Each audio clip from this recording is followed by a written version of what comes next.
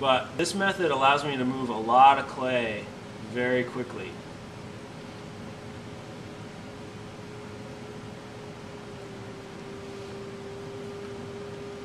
And after every pull, I like to use that same like tunneling technique. I use the center of that donut right on the top ridge, kind of compressing that upper lip to help keep it nice and flat and also nice and compressed. Because a lot of times when you're pulling up, you deposit a lot of really fine particles of clay right on the upper kind of top section of the pot you're making, which makes it kind of brittle because all the fine particles of clay.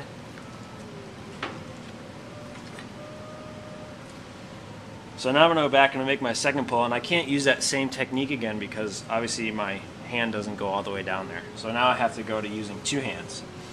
So like I said, I use my sponge, but I'm basically using my middle and my ring finger on the right hand on the outside and the same two fingers on the inside of my left hand. Okay, so first thing I do is I push in and I scoop up. Okay. Slowly move that up, and as soon as my hands can kind of come together and touch, I don't know where I was going with that. Sorry. It's better when your hands are moving together, I guess is the point I'm trying to make. When they're in unison. So if they're touching, they're always in unison. Whereas if I was, had my hand inside here and the hand on the outside, there's no way they can touch. So it's hard for them to move in unison.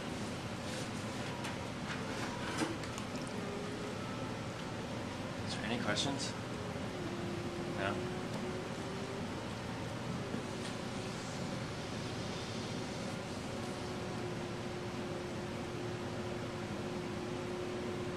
Did you have a shape in mind when you started, or did you just throw it down there and let it kind of evolve on the wheel? When I'm making, I have a specific shape in mind when I'm throwing something. I mean, with this, I was just throwing a basic cylinder. But when I'm making my work, I have a specific something in mind. What's your plan? With this? A cylinder. A cylinder. I was just throwing a basic cylinder. How many pounds are you working with? This, I don't know. This is totally arbitrary that I just cut off. I am. Man, you've seen this before. I know, it's like, dang. Is this kind of what you want us to start with beginners? Just a cylinder? Yep. I'm gonna throw another smaller one.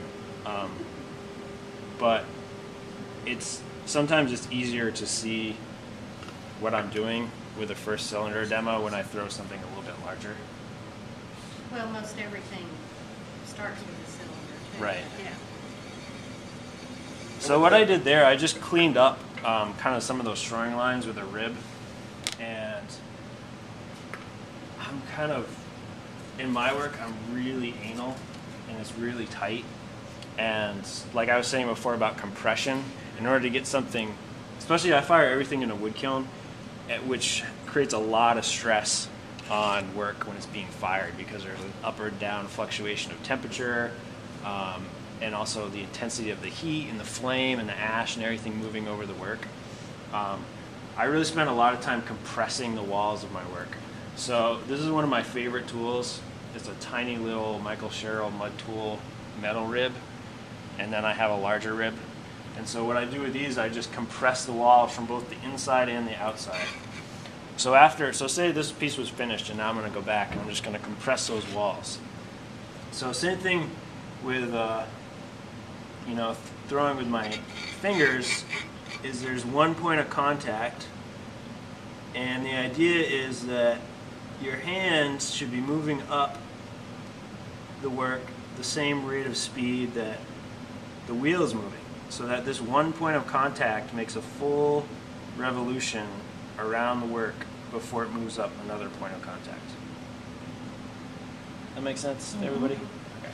I don't think I've heard it put like that before. Yeah, Did you? that was good. That was very good. You learned something new. I did.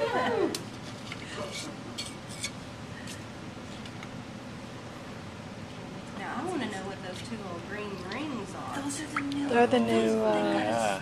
Springy. It's a new too. cutting wire. It's really great. Oh, it's a wire. It's a Yeah, wire now. it's a Binding. non-binding. I like Awesome. it. I want one. You don't cut your New finger off with toys. it. Yeah, it's really great. It's like stainless threaded wire.